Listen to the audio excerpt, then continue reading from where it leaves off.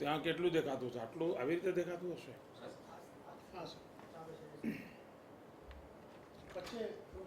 એમને distance feel થતું હશે.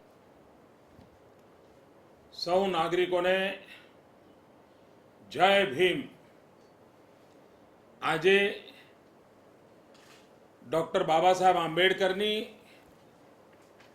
121મી જન્મ જયંતિ આપણે ઉજવી રહ્યા છીએ. આ દેશના દલિતો, પીડિતો, શોષિત, ગરીબ એમના માટે આજે એક પ્રકારે ભીમ દિવાળી છે. બાબા સાહેબ આંબેડકર ન હોત તો વંચિતો, દલિતો, પીડિતો, શોષિતોનું શું થયું હોત એ કલ્પના માત્રથી ધ્રુજારી છૂટી જાય. દલિત માતાની કુખેથી જન્મેલ આ મહાપુરુષે સમાજમાં કોઈ કટુતા પેદા ન થાય, કોઈના માટે રોષ પેદા ન થાય, અને છતાંય સદીઓથી જે લોકો કચડાયેલા છે એમને ન્યાય મળે એ સન્માનપૂર્વક સમાજ જોડે હળી મળીને આગળ ધપે એના માટેનો ઉત્તમ પ્રયાસ, ઉત્તમ રસ્તો બાબા સાહેબ આંબેડકરે બતાવ્યો હતો. બાબા સાહેબ આંબેડકર કહેતા હતા, શિક્ષિત બનો, સંગઠિત બનો અને સંઘર્ષ કરો. એમની પહેલી શરત હતી શિક્ષિત બનો. ભાઈઓ બહેનો, ગરીબીમાંથી મુક્ત થવું હશે તો, ગરીબીને પરાસ્ત કરવી હશે તો ઉત્તમમાં ઉત્તમ કોઈ જડીબુટ્ટી હોય, ઉત્તમમાં ઉત્તમ કોઈ ઔષધ હોય, ઉત્તમમાં ઉત્તમ કોઈ હથિયાર હોય તો એ શિક્ષણ છે, જે રસ્તો બાબા સાહેબ આંબેડકરે આપણને બતાવ્યો છે. જે કુટુંબમાં એકાદ પણ સંતાન સહેજ ભણી ગણીને આગળ આવે તો એ કુટુંબ તરી જતું હોય છે, ગરીબીમાંથી બહાર આવતું હોય છે. ભાઈઓ બહેનો, મારે ગર્વ સાથે કહેવું છે કે બાબા સાહેબ આંબેડકરના આ આદર્શને લઈને ગુજરાતે જે અનેક પ્રયાસ કર્યા છે, ચાહે આદિવાસી હોય, ચાહે મારું દલિત પરિવાર હોય, ચાહે ગરીબીમાં સબળતો સમાજનો કોઈ અન્ય વર્ગ હોય, એને શિક્ષણ મળે એના માટે આપણે મથામણ ઉપાડી અને એના લાભ આજે જોવા મળે છે. આપને જાણીને આનંદ થશે, આ રાજ્યના લગભગ 550 જેટલા દલિત યુવકો, 522 જેટલા દલિત યુવકો આ સરકારની પ્રોત્સાહનની યોજનાને કારણે વિદેશોમાં ભણવા ગયા.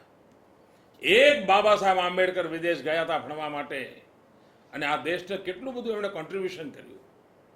ગુજરાતમાંથી 522 દલિત યુવકો વિદેશમાં ભણવા જવાનું સૌભાગ્ય પ્રાપ્ત કર્યું, સરકારની યોજનાના ભાગરૂપે મળ્યું.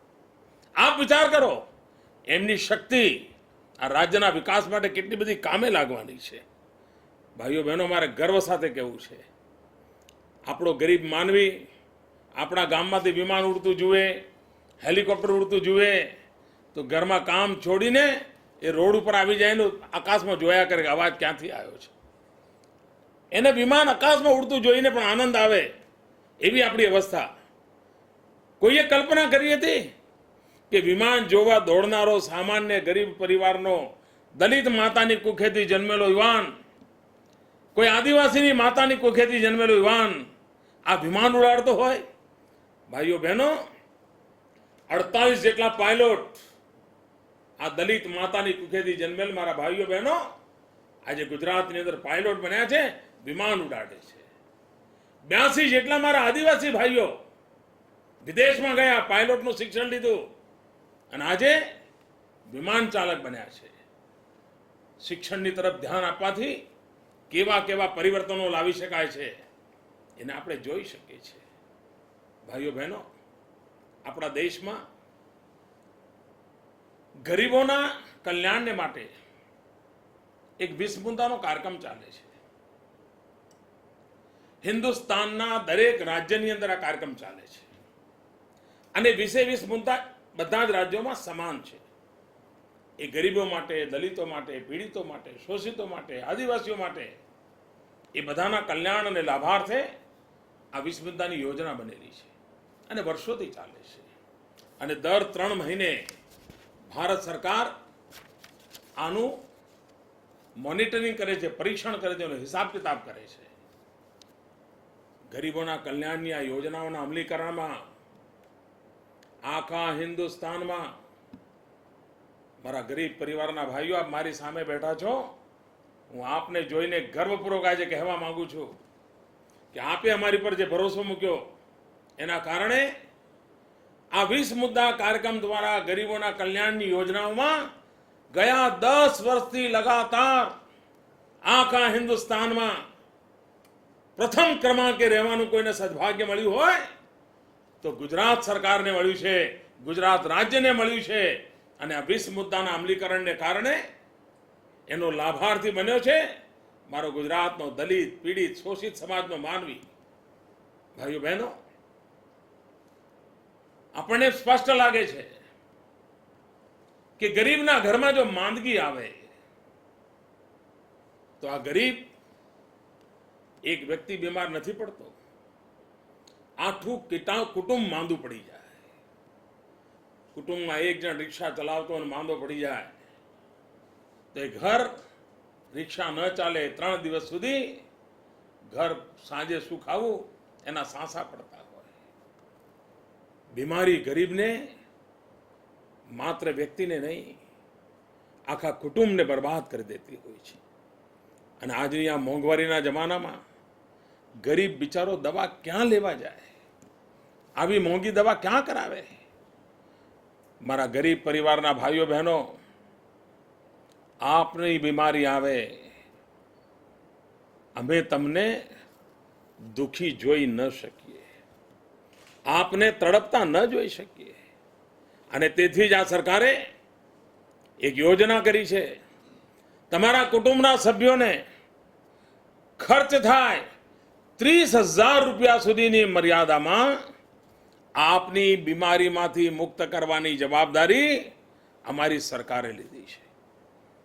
આપને હવે દવાના અભાવે મરવું પડે એ વાત અમને મંજૂર નથી. ડોક્ટરના અભાવે મરવું પડે, દવાખાનાના અભાવે મર પડે એ વાત ગુજરાતને પાલવે નહીં. અરે આપ પણ ઈશ્વરે સર્જેલું એક માનવ શરીર છો. આપના જીવનની ચિંતા એટલી જ થવી જોઈએ જેટલી કોઈ માલેતુજારના જીવનની થતી હોય. ભાઈઓ બહેનો, આ યોજનાનો લાભ અમારા અનેક ગરીબ પરિવારના ભાઈઓ લઈ રહ્યા છે. પરંતુ હવે અમારી સામે એક વિષય આવ્યો કે સાહેબ કોઈને કેન્સર થયું હોય, હૃદય રોગ થયો હોય, કિડનીની બીમારી હોય, આવી ગંભીર બીમારીમાં તો લાખો રૂપિયાની જરૂર પડે. 30,000 રૂપિયામાં એમાં તો કાંઈ ના થાય. એનું શું? મારા ગરીબ પરિવારના ભાઈઓ બહેનો, શું તમને હાર્ટ એટેકમાં મારે મરવા દેવાના? શું આપની કિડનીની બીમારી હોય તો આપને મરવા માટે સિવાય કોઈ રસ્તો ન હોય? આપ કેન્સરની બીમારીમાં સપડાયા હોય તો આપનો કોઈ હાથ ન પકડે? આ બજેટમાં આ સરકાર એક યોજના લાવી છે. યોજનાનું નામ છે માં. મુખ્યમંત્રી અમૃતમ યોજના, ટૂંકમાં કહીએ તો માં. અને માના જેવું જ કામ આ યોજના કરે એવી અપેક્ષા છે. અને આ સરકારે 200 કરોડ રૂપિયા જેવી માતબર રકમ આ કામ માટે ફાળવી છે. અને ગરીબીની રેખા નીચે જીવનાર મારો કોઈ શોષિત ભાઈ હશે, વંચિત ભાઈ હશે, દલિત હશે, પીડિત હશે, આદિવાસી હશે, એના કુટુંબમાં આવી જો કોઈ પણ ભયંકર બીમારી આવશે તો આ 200 કરોડ રૂપિયા ખર્ચીને, વીમો ઉતારીને એની આ ભયંકરમાં ભયંકર બીમારી હશે તો પણ એનો બધો ઉપચારનો ખર્ચો, એની દવાની ચિંતા એના ઓપરેશનની ચિંતા આ સરકાર કરશે. ભાઈઓ બહેનો, આપણા નાના નાના ભૂલકાઓ નિશાળમાં ભણવા જાય છે. ઘણીવાર બાળક ગુજરી જાય તો મા બાપને એમ લાગે કે ભાઈ ઈશ્વરને ગમ્યું તે ખરું. હકીકતે બિચારાને ખબર જ ના હોય કે એના બાળકને જન્મથી કોઈક એવી બીમારી છે જેને જો સારવાર આપવામાં આવે તો બચાવી શકાય. ખબર જ નહોતી. આપણે શું કર્યું? સરકારી શાળામાં ભણનારા જેટલા પણ ભૂલકાઓ છે, ગરીબ પરિવારના બાળકો ભણવા આવે છે, મોટા મોટા ડોક્ટરોના ગામડામાં મોકલ્યા, એમના આરોગ્યનું પરીક્ષણ કર્યું અને ખબર પડી કે અનેક બાળકો જન્મથી જ ગંભીર પ્રકારની માંદગી લઈને જન્મ્યા હતા. આખા ગુજરાતની અંદર ગયા 8-10 વર્ષમાં આવા હજારો બાળકો ધ્યાનમાં આવ્યા. કોઈને હૃદય રોગની બીમારી હોય, હવે બિચારો ગરીબ માનવી હૃદયનું ઓપરેશન ક્યાં કરાવવા જાય? અરે તપાસ કરવા ન જઈ શકે, 12-15 લાખ રૂપિયાનો ખર્ચો થતો હોય. ભાઈઓ બહેનો, અમારી સરકારે નક્કી કર્યું કે શાળામાં ભણનારું ગરીબ પરિવારનું કોઈ બાળક, એની જો કોઈ પણ ગંભીર પ્રકારની માંદગી ધ્યાનમાં આવશે તો એના ઉપચાર માટે મુખ્યમંત્રીના રાહત ફંડમાંથી ખર્ચો કરીશું. અને આજે મને સંતોષ છે ભાઈઓ, મેં ગુજરાતના લાખો ગરીબ પરિવારના આ દુખિયારા ભૂલકાઓની ખૂબ મનથી સેવા કરી છે. એમના ઓપરેશન કરાવ્યા છે. અરે ગુજરાતમાં ઓપરેશન થાય એવું ન હોય તો મદ્રાસ મોકલ્યા હોય, બેંગ્લોર મોકલ્યા હોય, જેટલો ખર્ચો કરવો પડ્યો કર્યો હોય, પણ આ બાળકોની જિંદગી બચાવી છે. અને એ બાળકોના આશીર્વાદ, એમના મા બાપના આશીર્વાદ, એના કારણે આજે ગરીબો માટે વધુ ને વધુ કામ કરવા માટેનો અમારા મનમાં એક હોશ જાગી છે. આપણે જોયું કે આ મોંઘવારીના જમાનામાં આ ગરીબનું બાળક બિચારું ખાય શું? એને વળી નસીબમાં દૂધ ક્યાંથી મળે? એને વળી આવા મોંઘા શાકભાજી લાવીને ખાવા તો ક્યાંથી ખાય? દિલ્હીમાં જે સરકાર બેઠી છે, તમને પણ બધાને ખબર છે કે ગઈ ચૂંટણીમાં આ દિલ્હીમાં જે લોકો રાજ કરે છે એમણે તમને કહ્યું હતું કે જો તમે એમને મત આપશો તો 100 દિવસમાં મોંઘવારી દૂર કરશે. મોંઘવારી દૂર કરવાની તો વાત જવા દો, મોંઘવારી ઘટવાનું નામ જવા દો, મોંઘવારી રોકાવાનું એ નામ નથી લખતી. દિવસે ન વધે એટલી રાત્રે મોંઘવારી વધે છે. અને એના કારણે ગરીબના ઘરમાં ચૂલો નથી સળગતો. ભાઈઓ બહેનો, આ સરકારે ગરીબનું બાળક કુપોષણમાં મરે નહીં, માય કાંગલી જિંદગી જીવવા માટે મજબૂર ન બને, એના માટે આંગણવાડીમાં બાલભોગ યોજના ચાલુ કરી. આંગણવાડીની અંદર ગરીબ બાળકો આવતા હોય છે, એમને ગરમ નાસ્તો મળે એની વ્યવસ્થા કરી. ગરીબ પરિવારની માતાઓ સગર્ભા હોય, સુવાવડ થવાની હોય તો એને સરકાર તરફથી કરોડો રૂપિયા ખર્ચીને તૈયાર મસાલાવાળા લોટ આપ્યા કે સહેજ પાણી નાખીને રાંધો ને તમે ખાઈ શકો. કરોડો રૂપિયા ખર્ચ્યા છે. કારણ કે આપનું શરીર વળે, આપના બાળકને પોષણ મળે. મધ્યાહન ભોજન યોજના લાખો રૂપિયાના ખર્ચે ગરીબના બાળકને ઓછામાં ઓછું ખાવાનું તો મળી જાય એની ચિંતા સરકારે કરી છે. આપનું બાળક જો નિશાળે જતું હોય તો એની ખાવાની ચિંતા પણ મટી જશે, એની દવાની ચિંતા મટી જશે. અરે ગરીબ બાળકો માટે આપણે વીમો ઉતરાયો છે. આપનું બાળક નિશાળે જતું હોય ને ન કરે, નારાયણને કંઈ થઈ ગયું તો એના કુટુંબને એ વીમાના પૈસા મળે એની વ્યવસ્થા આપણે કરી છે. ગરીબ માનવીને કેવી રીતે લાભ મળે, કેવી રીતે ગરીબ માનવી સુખી થાય, એના માટેની મથામણ કરવાનું કામ આ સરકારે કર્યું છે. આજે ગરીબ કલ્યાણ મેળાના ક્રમનો 3જો દિવસ છે.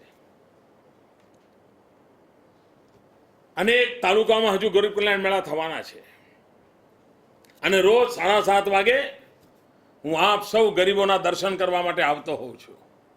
એમાંથી મને એક નવી પ્રેરણા મળે છે, નવો ઉત્સાહ મળે છે. આજે પણ મારી સામે ગુજરાતના જુદા જુદા જિલ્લાઓમાં તાલુકા કક્ષાએ તમે જે ગરીબ કલ્યાણ મેળામાં આજે બધા બેઠા છો, મારા મંત્રીમંડળના સભ્યો ત્યાં આવેલા છે, અમારા ધારાસભ્યો આવ્યા છે, તાલુકા પંચાયત જિલ્લા પંચાયતના ભાઈઓ આવેલા છે, આપના સમાજના આગેવાનો આવેલા છે, સરકારના બધા અધિકારીઓ આપની સેવામાં છે. આજે લગભગ 1,40,000 લાભાર્થીઓને લાભ મળવાનો છે અને લગભગ 175 કરોડ રૂપિયા, 1.25 કરોડ રૂપિયા આ 2 જ કલાકમાં સામે ચાલીને સરકાર આપના ચરણોમાં ધરી દેવાની છે. આપે હવે ઓશિયાળા બનીને સરકારી કચેરીઓમાં ચપ્પલ ઘસવાની જરૂર નથી. આપે મા બાપ કરીને આજીજી કરવાની જરૂર નથી. આ સરકાર આપના હકનું આપવા માટે સામે ચાલીને આવી છે. આ સરકાર આપને ઓશિયાળા ન રહેવું પડે એના માટે સતત જાગૃત પ્રયત્ન કરનારી સરકાર છે અને એના ભાગરૂપે સામેથી ચાલીને તમને બોલાવીને આ ગરીબ કલ્યાણ મેળાની અંદર આ રકમ અપાઈ રહી છે. ગયા 4 વર્ષથી આપણે ગરીબ કલ્યાણ મેળાનું અભિયાન ચલાવ્યું છે. લગભગ 10,000 કરોડ રૂપિયા. મારા ગરીબ ભાઈઓ બહેનો, આ દેશમાં અનેક રાજ્યો એવા છે કે જે રાજ્યોનું કુલ બજેટ 10,000 કરોડ રૂપિયા નથી. અરે ભૂતકાળમાં ગુજરાતની પણ સરકારો એવી હતી કે જે સરકારોનું પૂરું બજેટ 10,000 કરોડ રૂપિયા નહોતું. આ સરકારે 10,000 કરોડ રૂપિયા આ ગરીબ કલ્યાણ મેળામાં સીધા ગરીબોના હાથમાં આપ્યા છે. કોઈને સાયકલ આપી હશે, કોઈને સીવાનો સંચો આપ્યો હશે, કોઈને ટ્રેક્ટર આપ્યો હશે, કોઈને બિયારણ આપ્યું હશે, કોઈને મકાન બનાવવા માટેના પૈસા આપ્યા હશે, કોઈએ જમીનનો પ્લોટ આપ્યો હશે. ગરીબ પગભર થાય, ગરીબ ગરીબી સામે લડવા તૈયાર થાય, એનો હાથ પકડવાનું કામ, એને હામ આપવાનું કામ આ સરકારે સામે ચાલીને કર્યું છે. અને એના ભાગરૂપે આજે ગરીબ કલ્યાણ મેળામાં મારી સરકારના સૌ સાથીઓ, સૌ અધિકારી મિત્રો આપની વચ્ચે આવ્યા છે. એક જમાનો હતો સરકાર વિશેની છાપ કેવી, એટલે સરકાર એટલે કોઈનું સાંભળે જ નહીં એવું જ માનતા હતા ને તમે બધા. મારી વાત તમને સાચી લાગે તાલી પાડો. આવું જ હતું ને, કોઈ પૂછતું નહોતું. આ જુઓ, સરકારના મોટા મોટા સાહેબો, સુખી ઘરના સાહેબો આજે આપણા સુખ દુઃખમાં ભાગીદાર થવા માટે ગામડામાં આવીને ધૂળ ફાંકતા હોય છે. એક એક ગરીબના ઘરે સામે ચાલીને જતા હોય છે. આ નાની સેવા નથી ભાઈઓ. આપ એમની સેવા ભૂલતા નહીં, મારી વિનંતી છે. આ સરકારી અધિકારીઓએ માત્ર પગાર લેવા માટે આટલી મહેનત નથી કરી, લાગણીને કારણે કરી છે. આપને ગરીબીમાંથી બહાર લાવવા માટે મારી સરકારના લાખો અધિકારીઓ આજે ગુજરાતના ગામડા ખૂંદી રહ્યા છે. આ ગરમી ઓછી નથી, પણ આવી ગરમીમાં મહેનત કરે છે. સરકારી કામ તો કેવું હોય, આજે 5 વાગે ઓફિસ થાય એટલે પૂરું થાય જાય. અરે રાત્રે 10 વાગ્યા સુધી તમારી વચ્ચે રહીને તમને એક એક વસ્તુ મળે એની મહેનત કરી રહ્યા છે. આ સરકાર આપના માટે આવી મહેનત કરે, આ દ્રશ્ય તમે પહેલા કોઈ જોયું હતું, વિચાર્યું હતું? આ કેમ કરે છે? કારણ આ સરકાર ગરીબોની બેલી છે. આ સરકાર નોંધારાનો આધાર છે. આ સરકાર ગુજરાતમાં કોઈ ગરીબને ગરીબ રહેવા દેવા માંગતું નથી. એને ગરીબીમાંથી બહાર નીકળવા માટે હિંમત આપવા માંગે છે, એને મદદ કરવા માંગે છે. આપ વિચાર કરો, ભૂતકાળમાં ગુજરાત બન્યું ત્યારથી ગરીબોને જે જમીનના પ્લોટ આપવાના હતા ને, 50 વર્ષમાં જેટલા પ્લોટ નથી આપવાના એટલા જમીન આપવાના કામ અમે 0 થી 16 બધા પૂરા કરી દીધા. આખા હિન્દુસ્તાનમાં કોઈ નહીં કર્યું હોય. કેમ? અરે ગરીબને ઘર હોય તો એની જિંદગી બદલાઈ જાય. અને હવે 0 થી 16 વાળાનું પત્યું એટલે અમે આગળ વધ્યા. આ વખતે શરૂ કર્યું 17 થી 20 લાખો કુટુંબોને મકાન બનાવવા માટે જમીનનો પ્લોટ મળવાનો છે, મકાન બનાવવા માટે પૈસા મળવાના છે. આપ વિચાર કરો એની જિંદગી કેવી બદલાઈ જશે. અને હવે તમે એક નવું કામ ચાલુ કર્યું છે.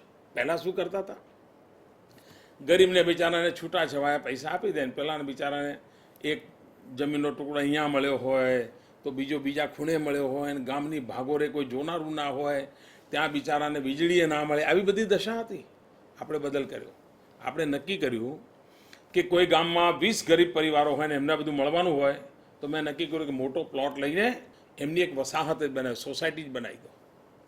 ત્યાં રસ્તોય બનાવી આપો, ત્યાં આંગણવાડી બનાવી દો, ક્યાંક નાનકડી દુકાનની જગ્યા ઊભી કરી દો, એમને ઢોર ઢાખર હોય ને બાંધવું હોય તો એ બકરા બાંધવા હોય તો એની વ્યવસ્થા કરી દો, મરઘા રાખવા હોય તો મરઘાની વ્યવસ્થા કરી દો. અને સાથે રે આજે એવી નવી વસાહતો આપણે ગામડે ગામડે ઊભી કરી રહ્યા છીએ. અને એના કારણે સરકારનો થોડો ખર્ચો વધારે પડે છે, થોડી વધારે મોંઘું પડે છે, પણ એના કારણે અમારો ગરીબ માનવી સન્માનભેર જીવે એવું કામ ઉપાડ્યું છે. આજે ગુજરાતના બધા જિલ્લામાં કોઈ ને કોઈ તાલુકામાં આવી એક વસાહત બની છે. લોકો જોવા જાય છે. ગુજરાત બહારથી કેટલાક એમએલએ આવ્યા હતા, એ ખાસ જોવા ગયા. અરે ભાઈઓ બહેનો, ક્યારે આપણે કલ્પના કરી હતી કે આ મદારી, આ સાપ અને નોળિયાની રમત રમનારો, ખેલ કરનારા લોકો, આ નટ, આ બજાણિયા, આ પેલા છુરી ચક્કાવાળાનું કામ કરવાવાળા સરાણિયા લોકો, એમને કોઈ દી ઘર હોય એવું તમે જોયું હતું? આ રાજસ્થાનથી લવારિયાઓ આવે તો ગામના પાદરે બિચારા ગાડાની નીચે ઘર બનાવીને રહેતા હોય, જોયું હતું ને? ભાઈઓ બહેનો, આજે ગુજરાતમાં વાદી હોય, મદારી હોય, નટ હોય, બજાણીઓ હોય, છરી ચક્કાની ધાર કાઢનારો સરાણીઓ હોય, હાવ ગરીબ લોકો જેને કોઈ પૂછતું નહોતું, એમને આપણે ઘર આપ્યા, એમની વસાહતો બની ગઈ અને ગૌરવ ભેર જીવે છે. અને મેં જ્યારે અમને મકાનો આપ્યા ને ત્યારે હું જાતે ગયો હતો અને મેં એક વિનંતી કરી હતી કે મકાનો તો આપું છું, પણ મને તમે કંઈ આપશો? તો એમણે બધા ઉત્સાહમાં આવીને કહ્યું, માગો શું આપું? અને મેં આ બધા ગરીબ પરિવારનું કહ્યું તો મને એક વચન આપો કે તમારા સંતાનોને ભણાવશો. મારે આ બધાનો આભાર માનવો છે. આ સામાન્ય વાદી મદારી બિચારા રોજ નવા ગામ જઈને પડ્યા રહેતા હતા, એમણે મારી વાતનો પ્રશ્નનો જવાબ આપ્યો. અને આજે 5-7 વર્ષ થયા મારે કહેવું છે, એ બધાએ વચનનું પાલન કર્યું. એમને તકલીફ પડતી હોય પણ એમના બાળકોને એમણે ભણાવ્યા. આજે ગઈકાલ સુધી સાપ અને નોળિયા લઈને ફરતા હતા, એમના છોકરાઓ કોમ્પ્યુટર ચલાવતા થઈ ગયા. ભાઈઓ, કેટલો આનંદ થાય, કેટલો આનંદ થાય! ગરીબ માણસની જિંદગી બદલે ને એનો મને આનંદ થતો હોય છે. અને એટલા માટે આ કામ કરવાની મજા આવે છે. આ તમારી જોડે વાત કરું છું ને ત્યારે મારું એક રૂમાડું ઊભું થઈ જાય છે કે મારા ગરીબ પરિવારોને કેવો આનંદ થતો હશે, એમને કેટલો ઉમંગ થતો હશે. એમને વિશ્વાસ બેઠો છે કે હા, ગાંધીનગરમાં કોઈક એવી સરકાર બેઠી છે કે જેના હૈયામાં ગરીબો માટે લાગણી પડી છે, ગરીબોનું ભલું કરવાની એની તમન્ના છે. ભાઈઓ બહેનો, આ ગરીબ કલ્યાણ મેળો એ દયાદાન નથી, આ ગરીબ કલ્યાણ મેળો એ સખાવત નથી. આ ગરીબ કલ્યાણ મેળો ગરીબી સામે લડવા માટેનું યુદ્ધનું મેદાન છે.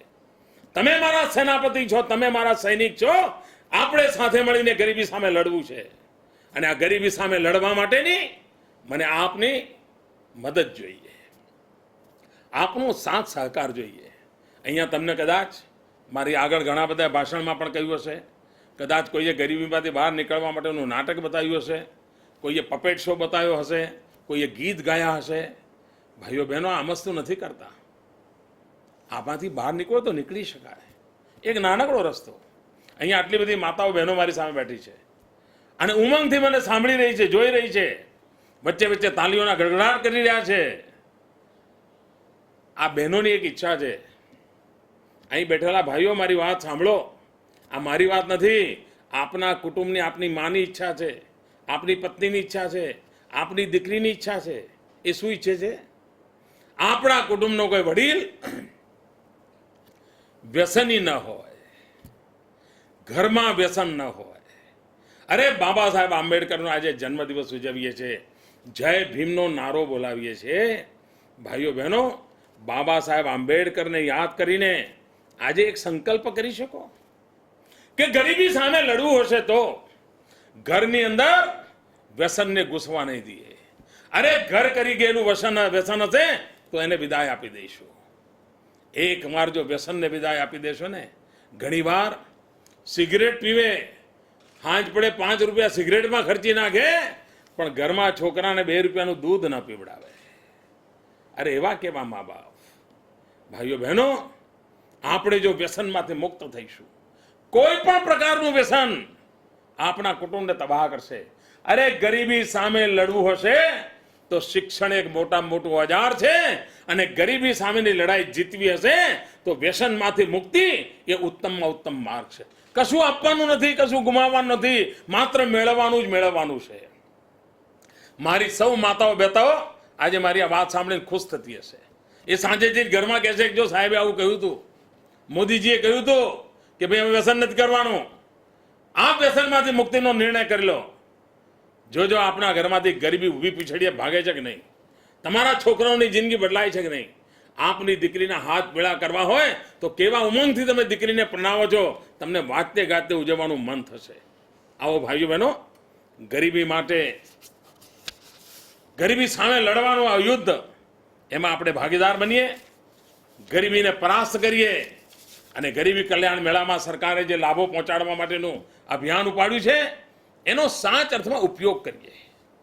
દીકરી માટે સાયકલ મળી હોય પણ એને જો ભણાવવાનું છોડી દઈશું તો સાયકલથી એ ભણવાની નથી.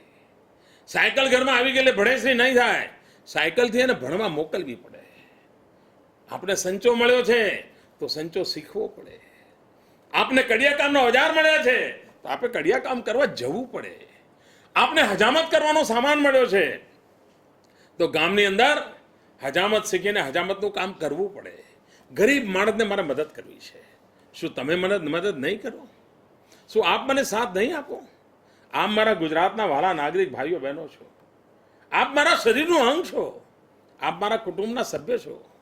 શું આપ નક્કી ન કરો કે આ રાજ્યનો મુખ્યમંત્રી આપણે વિનંતી કરે છે, આવો ગરીબી સામે લડીએ, ભલે સમય લાગે પણ લડીએ અને ગરીબ નથી રહેવું એવા સંકલ્પ સાથે આગળ વધીએ. એ જ અપેક્ષા સાથે આપ સૌને મારી ખૂબ ખૂબ શુભકામનાઓ. જય જય ગરવી ગુજરાત, જય જય ગરવી ગુજરાત.